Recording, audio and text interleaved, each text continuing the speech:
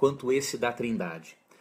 Vamos recapitular um pouquinho o que eu estudei na semana passada. Antes, se você não acompanhou o estudo, não se preocupe. Você pode procurar, tanto na minha página no Facebook, quanto também no YouTube, no meu canal. Meu canal é Leandro Quadros NT, abreviatura de Novo Tempo. Você pode entrar lá e o estudo vai estar disponível. E mais, eu estou preparando de presente para você o guia de estudos, tá? Vai ser num formato, diríamos assim, um mini e-book, para você ter as perguntas com os textos onde há as respostas que eu estou apresentando e alguns breves comentários também. Então você vai ganhar de presente, tá ok? Eu espero entregar isso para você já na próxima transmissão, que será na semana que vem. Eu estou digitando, estou preparando. Vai ficar um e-bookzinho bastante interessante para você ter os estudos e acompanhar. Vamos recapitular brevemente o que nós vimos na semana passada. Nós vimos quantos deuses há, primeira pergunta. Qual é o primeiro de todos os mandamentos, que é amar a Deus acima de todas as coisas. Vimos como o único Deus verdadeiro é apresentado nas Escrituras. Aprendemos o que a Bíblia ensina sobre Jesus. E nos detemos numa questão importante de que a Bíblia identifica Jesus com Jeová no Antigo Testamento. Então, assim como Deus Pai é Jeová, Jesus também é chamado de Jeová e Deus Eterno. Eu mencionei, nesta quarta pergunta, que existem pelo menos 7 evidências a favor da divindade de Cristo. Nós vimos uma, que foi a relação entre o nome Jesus Cristo com Jeová. Agora vamos ver o segundo grupo de evidências de que Jesus Cristo é Deus no mais pleno sentido. O segundo grupo é textos que mostram que Jesus é igual a Deus em realizar algumas coisas. Primeiro, perdoar pecados. Abra sua Bíblia, Marcos, capítulo 2, verso 5. Lembre-se, nós estamos fazendo um estudo bíblico, será importante que você abra sua Bíblia. Lógico, se você estiver em algum lugar que não seja possível, não tem problema, acompanhe o estudo e depois eu vou dar o guia de estudos para você de presente. Tá ok? Mas se você tiver Bíblia disponível, abra comigo para lermos Marcos, capítulo 2, versículo 5. Se em algum momento você ouvir voz de criança no fundo, são as minhas filhinhas, tá ok? Tenho uma filhinha de 6 anos, a Yasmin, e outra de 1 ano e 4 meses, que é a Lavínia. Umas gracinhas, mas que brincam, gritam. Então, fique tranquilo, faz parte, né? As crianças estão brincando e eu estou aqui em casa. Marcos 2, verso 5 diz o seguinte: vendo a fé que eles tinham, Jesus disse ao paralítico: filho, os seus pecados estão perdoados. Estavam sentados ali alguns mestres da lei raciocinando em seu íntimo: por que esse homem fala assim? Está blasfemando. Quem pode perdoar pecados a não ser somente Deus? Veja, Jesus não estava aqui perdoando pecados indiretamente, como faz qualquer seguidor de Cristo ao levar o Evangelho. Tá ok? Como ensina lá em Mateus 16, 16 a 18. Aqui Cristo está perdoando diretamente. Se você comparar com esse texto, com Daniel 9,9, Daniel 9,9 diz assim: ao Senhor nosso Deus pertence o perdão, pois nos temos rebelado contra ele. Então, se Jesus é apresentado com a capacidade de perdoar pecados, a Bíblia está dizendo que ele é igual a Deus Pai. Tá ok? Outra coisa, Jesus é apresentado como tendo a capacidade de ressuscitar mortos. Vamos ler João 5, 25 e 29. Fique tranquilo, esses textos, todos e os outros mais estarão disponíveis para você no guia de estudos. João 5, 25 e 29.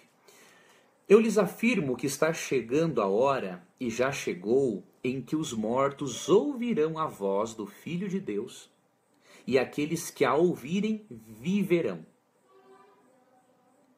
Olha que interessante, esse texto diz claramente que ao ouvir-se a voz do Filho do Homem, os mortos ressuscitarão. Vamos comparar isso com 1 Samuel, capítulo 2, verso 6. Dá uma olhadinha aqui.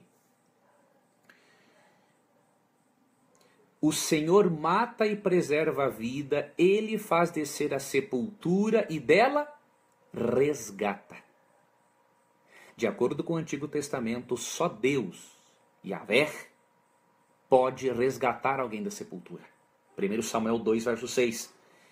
E Jesus, no Novo Testamento, tem o poder diretamente de resgatar alguém da sepultura.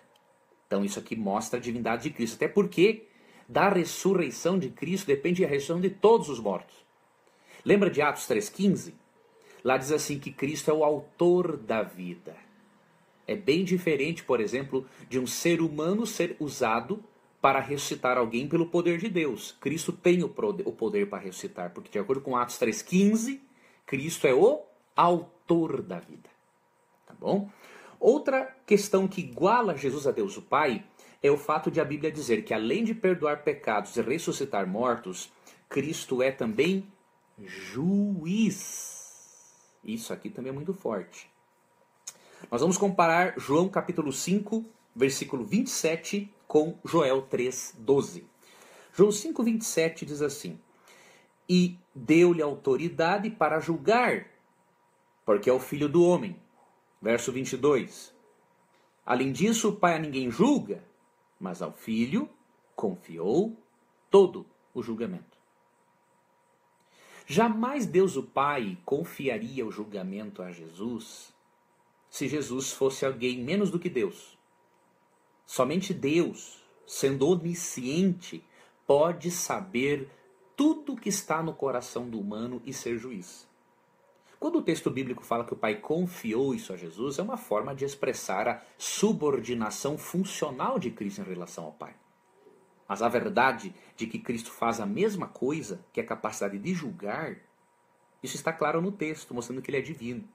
E quando você lê esse texto de Joel 3, verso 12, você percebe que esta capacidade de julgar só pertence a Deus. Se Jesus fosse apenas uma criatura, um semideus, imaginou o julgamento de toda a humanidade ser confiado a alguém inferior do que o Pai? Não tem lógica, né? É óbvio que o julgamento foi confiado a alguém que é Deus como Deus o Pai, que é onisciente, que pode perscrutar o coração, entender os mistérios da natureza humana. E Joel 3,12, né, diz o seguinte: Agora, porém, declara o Senhor, voltem-se para mim de todo o coração em jejum, lamento e pranto. Eu li o verso 2, capítulo 2, 3,12.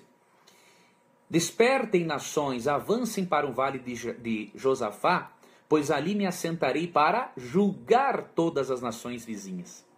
Deus está dizendo que vai julgar a todos. E curioso que lá também em Mateus 25, 31 a 46, Cristo reúne as nações para julgá-las. Ou seja, Cristo é apresentado como Deus o Pai no Antigo Testamento, ele é juiz. E uma outra evidência: Cristo deve receber a mesma honra que Deus o Pai. Isso está em João 5, 23, que diz: para que todos honrem o Filho como honram o Pai. Aquele que não honra o Filho, também não honra o Pai que o enviou. Como que um ser menor do que Deus poderia ser honrado como Deus? Não pode. Apenas um ser que tem a mesma essência que Deus Pai, como eu já expliquei na lição passada, apenas este ser pode ser honrado como Deus Pai. Então, esses textos falam da igualdade de Cristo com o Pai em perdoar pecados, ressuscitar mortos, ser juiz e receber a mesma honra. Um terceiro grupo de evidências que mostra a divindade de Cristo são os textos que apresentam a Jesus como Deus Messias. Veja que curioso, o Alcorão, livro sagrado dos muçulmanos, ele reconhece que Jesus era o Messias. Lá na Sura, capítulo 5, versos 17 e 25. E curioso é que mesmo o Alcorão não reconhecendo a divindade de Cristo, mas reconhecendo que ele foi Messias, o Antigo Testamento bíblico, por sua vez, diz que o Messias seria o próprio Deus. Nunca o Antigo Testamento prometeu um Messias que não fosse Deus. O Messias prometido, o Salvador prometido no Antigo Testamento era o próprio Deus, né? Portanto, Se Jesus reivindicou o título de Messias, ele está dizendo, eu sou o Deus Messias do Antigo Testamento. Muito simples de entender essa lógica. Vamos para os textos bíblicos que mostram isso? Primeiro, Isaías 9, verso 6. Isaías capítulo 9, verso 6. Eu estou lendo na Nova Versão Internacional, ok? Diz assim: porque um menino nos nasceu, um filho nos foi dado, e o governo está sobre os seus ombros. Ele será chamado Maravilhoso Conselheiro, Deus Poderoso ou Deus Forte, Pai Eterno e Príncipe da Paz. Veja, o Messias é chamado de Deus Forte. E de acordo com os autores do Novo Testamento, quem é o Messias? Jesus. Se o Messias seria Deus Forte e Pai Eterno, os autores do Novo Testamento, os judeus cristãos, estão reconhecendo que Jesus é o Deus Messias. Outro texto importante, Salmo 45, 6. Esse salmo, quando comparado com Hebreus 1:8, deixa muito claro o assunto. Não tem como negar a divindade de Cristo com um texto desse, a não ser que a pessoa seja muito rebelde, né? Aí, infelizmente, ela terá que prestar contas a Deus por sua rebeldia e teimosia. Mas o Salmo 45, 6 diz assim: o teu trono, ó Deus, subsiste para todo sempre. Cetro de justiça é o cetro do teu reino. Veja, Davi falou que o trono de Deus, o Deus poderoso e todo-poderoso do Antigo Testamento, é para sempre. Sabe o que o autor de Hebreus 1:8 fez com esse texto do Salmo 45, 7?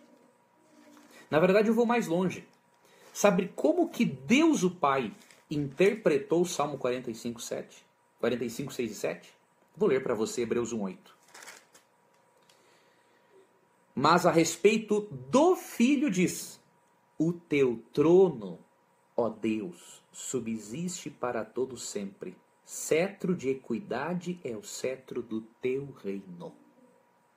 Meu amigo, se o próprio Deus o Pai aplicou o Salmo 45, versos 6 e 7 a Jesus, quem é o ser humano, quem é o antitrinitariano para dizer que Hebreus 1:8 não fala que Jesus é o Deus do Antigo Testamento? Tem que ter muita audácia. Se o próprio Deus Pai entendeu que o Deus do Antigo Testamento, o Deus Messias, era Jesus, você e eu, com humildade de coração, precisamos aceitar. Outro texto que fala de Jesus identificando com o Deus Messias, podemos ver, por exemplo, no Salmo 110:1.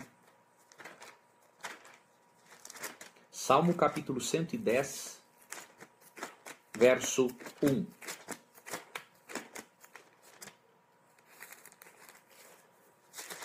Diz o seguinte: darei graças ao Senhor de todo o coração. Não, 111, eu peguei, é o 110:1.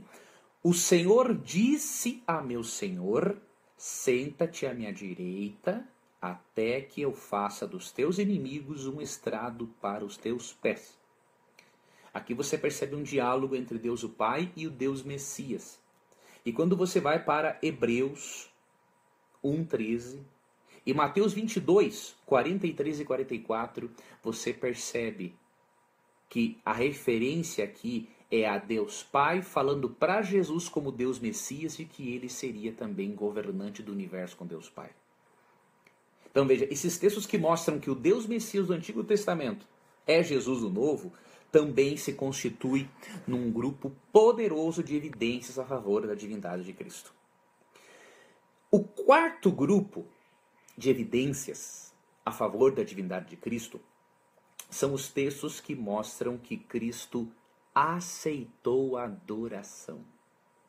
Esses textos são importantes para você também analisar. Só que antes de eu continuar, deixa eu dar uma quebrada aqui no gelo e só mandar mais alguns abraços para amigos que estão aqui nos acompanhando, né, nesse estudo bíblico. Um abraço também para a Maria Rocha, Para Sabrina Ribeiro, com certeza, Sabrina, você pediu oração, no final eu vou orar por você também, tá bom? Um abraço para Ilma Azevedo, que também está acompanhando o nosso programa, né? E vamos ver para mais algumas pessoas aqui que estão acompanhando essa transmissão ao vivo, para nós podermos aqui interagirmos um pouquinho, não é? Vamos dar uma olhadinha aqui nos outros comentários. Aqui vão carregando muitos comentários e... Bom, depois eu continuo aqui atualizando mais, porque vão chegando tantos comentários que a gente não consegue muitas vezes pegá-los aqui numa sequência, mas não tem problema, depois eu vou dar aqui, ó, mais umas pessoas. Marta Freire também pediu oração, vamos orar sim, Marta. Um abraço para o Leonardo, um abraço para o Eduardo Carvalho Costa de Iguape, fique com Deus, meu irmão, e um abraço para Neite Costa, da Igreja de Pau dos Ferros, né? Que Deus abençoe a todos vocês que estão acompanhando aqui essa transmissão. Vamos então para o quarto grupo de evidências a favor da divindade de Cristo, os textos que mostram que Cristo aceitou a adoração. Em Êxodo 20, 1 a 5, lemos o seguinte. Êxodo capítulo 20, versos 1 a 5. E Deus falou todas estas palavras. Eu sou o Senhor, o teu Deus, que te tirou do Egito, da terra da escravidão. Não terás outros deuses além de mim. Não farás para ti nenhum ídolo, nenhuma imagem de qualquer coisa no céu, na terra ou nas águas debaixo da terra. Não te prostrarás diante deles, nem lhes prestarás culto, porque eu sou o Senhor, o teu Deus, sou Deus zeloso, que castiga os filhos pelos pecados de seus pais até a terceira e quarta geração daqueles que me desprezam. Mas trato com bondade até 1000 gerações aos que me amam e obedecem aos meus mandamentos. Veja, entre os dois primeiros mandamentos há uma ordem clara. Não terás outros deuses diante de mim, não farás imagem de escultura e não te prostrarás diante deles. Ok? Jesus não recebeu homenagem simplesmente, porque tinha o costume na época de às vezes prostrar-se diante de um rei, diante de um governante, para manifestar respeito. Mas em relação a Jesus não foi simplesmente isso, não. Quem diz que foi está distorcendo a Bíblia. A Bíblia claramente mostra que em relação a Jesus, as pessoas adoraram a Jesus. Quer ver? Primeiro texto, Mateus 8, verso 2.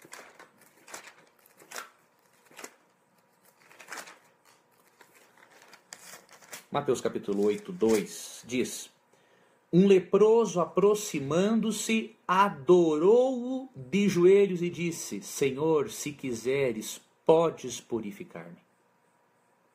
Claramente esse leproso, ele adorou a Jesus de joelhos. Não só prestou uma homenagem ou demonstrou respeito e reverência, não. Adorou de joelhos. Eu lhe pergunto, Jesus não conhecia Êxodo 20, 1 a 5, que diz que não é para prostrar-se diante de alguém a não ser de Deus, no sentido de adoração? Se Jesus conhecia Êxodo, e eu tenho certeza disso, e ele aceitou a adoração desse leproso, é óbvio que Jesus é Deus. Não há dúvida alguma. Outro texto importante, Mateus 9, 18. Falava ele ainda quando um dos discípulos da sinagoga chegou, ajoelhou-se diante dele e disse: Minha filha acaba de morrer. Vem e impõe a tua mão sobre ela e ela viverá. Não é um ajoelhar só para prestar homenagem, é adoração mesmo. Cristo repreendeu-o por isso? Não o repreendeu. E olha esse texto aqui, João, capítulo 20. Verso 28.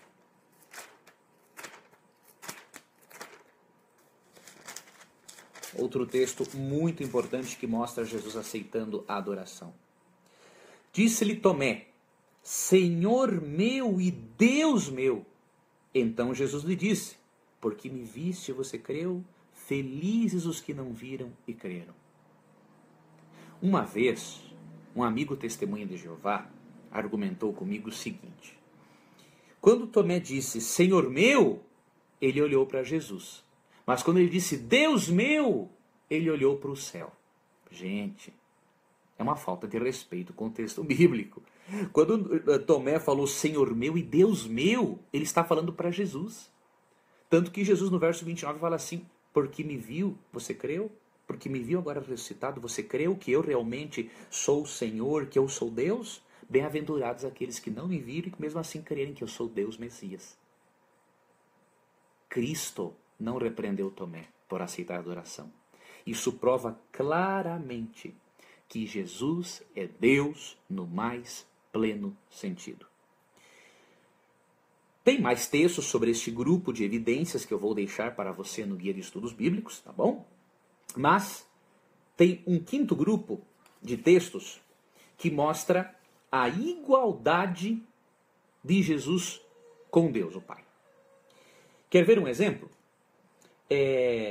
Vamos fazer uma comparação aqui com alguns textos.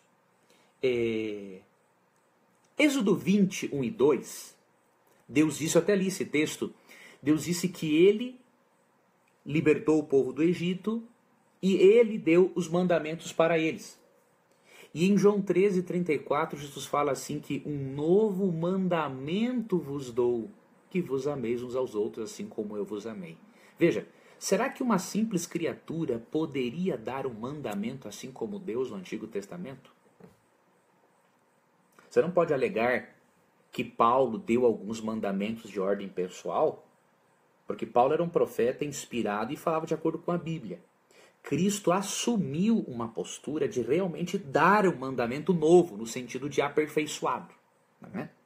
E outro detalhe muito importante, muitas vezes, Jesus diz assim, em verdade vos digo. Esta é uma afirmação dizendo que Cristo dizendo que tem certeza absoluta do que está dizendo, porque ele é Deus para dizer isso. Só ele pode fazer isso.